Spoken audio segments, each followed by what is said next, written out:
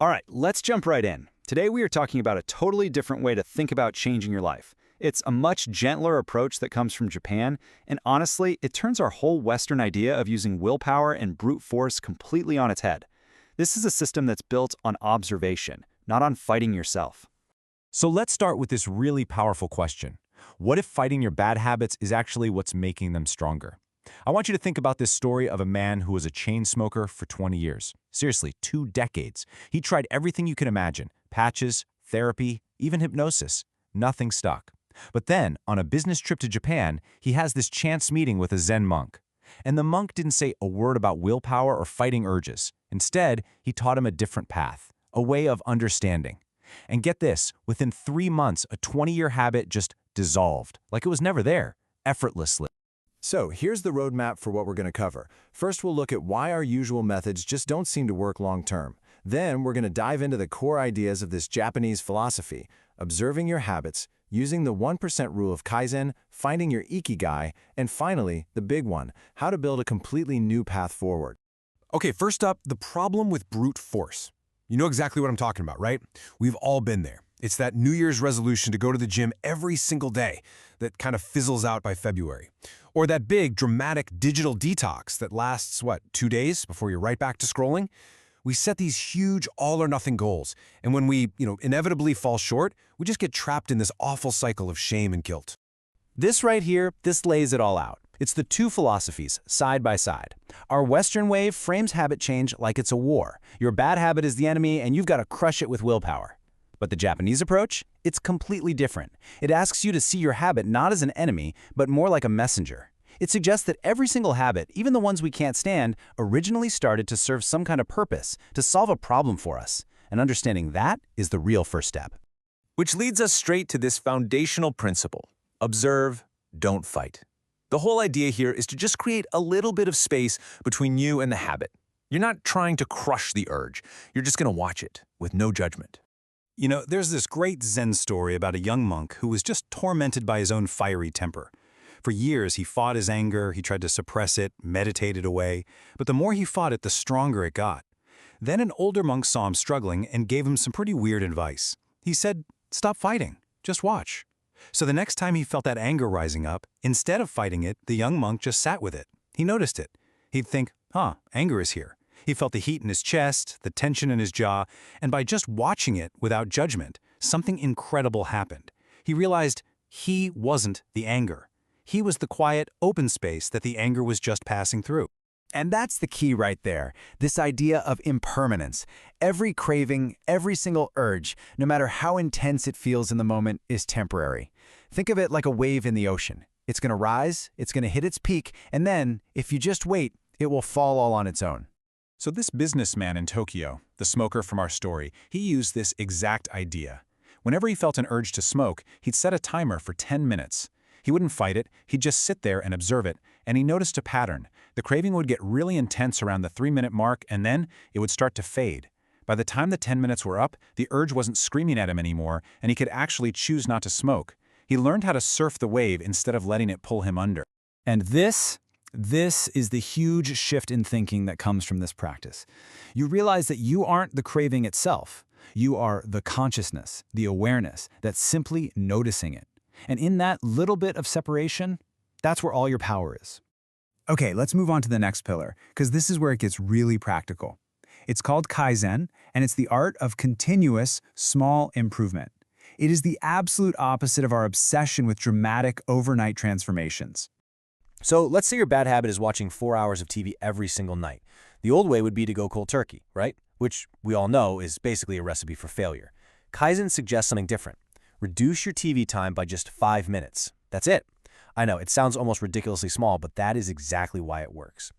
Now, the neuroscience behind this is actually fascinating. Our brains are wired for survival, and there's a part called the amygdala that acts like our internal alarm system.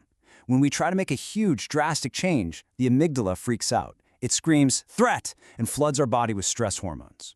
That's why we feel so much resistance and anxiety when we try to quit something big. But these tiny 1% changes, they're so small, they just fly right under the amygdala's radar. The alarm never goes off, and that lets us make real, consistent progress without starting an internal war. For example, a woman in Kyoto used this to break a pretty bad online shopping addiction. She didn't do anything dramatic like cut up her credit cards. She just made one tiny rule for herself: wait 24 hours before buying anything online. That little pause was just enough to break the instant gratification loop. Over a few months, she slowly extended the waiting period, and pretty soon she realized she didn't even want most of the stuff anymore. Her brain was rewired, not broken. So, you're observing your urges, you're making tiny changes, but there's another crucial piece to this puzzle. You can't just take away a habit and leave a big empty space there. You have to replace the function it was serving with something meaningful. This is the question you have to ask yourself. What is that habit really doing for you, underneath it all? Is it giving you comfort after a stressful day? Is it an escape from feeling bored? Or maybe it's just a ritual that helps you shift gears from work mode to home mode. And this brings us to this beautiful concept of ikigai, which basically means your reason for being. The goal isn't just to swap a bad habit for a slightly less bad one, it's to find a positive, new action that fills that same need but also connects with your deeper values and your purpose in life. Let me give you a perfect example. A software programmer realized his nightly drinking habit wasn't really about wanting alcohol. It was his ritual for decompressing. It was how he drew a line between his high-stress workday and his personal life. So the drinking was a solution, just a really destructive one. So he asked himself, okay, what else could give me that same feeling of transition and relaxation? And he came up with a new ritual, the mindful practice of brewing a pot of green tea and then sketching in a notebook for 10 minutes. This new habit did the exact same job. It gave him that mental reset, but it did it in a way that was creative and calming. And as he built up this new ritual, the craving for alcohol just naturally faded away. And this brings us to the final piece that ties everything together. This whole process, it isn't about destruction. It's about creation.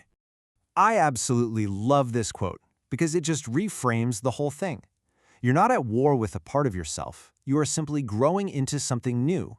So much so that the old pattern just doesn't fit anymore. It's like a big tree growing around an old fence. I want you to think of your habits like paths in a forest.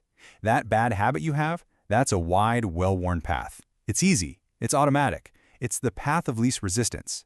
Now, you can't just go in and erase that path. But what you can do is start creating a new one. At first, it's going to feel awkward. You have to be really conscious of every single step. But every time you choose to walk that new path, it gets a little clearer, a little bit easier. And meanwhile, the old path, because you're not using it, slowly starts to get overgrown with weeds. And that is the whole point. Lasting change doesn't come from one big burst of heroic willpower. It comes from patiently, consistently walking that new path, day after day, until it becomes your new automatic choice. All of this, the entire system, is built on a foundation of self-compassion. You know, the Western way is to beat ourselves up when we mess up. But all that shame does is create this cycle where we rebel against ourselves. This approach is about treating yourself with kindness.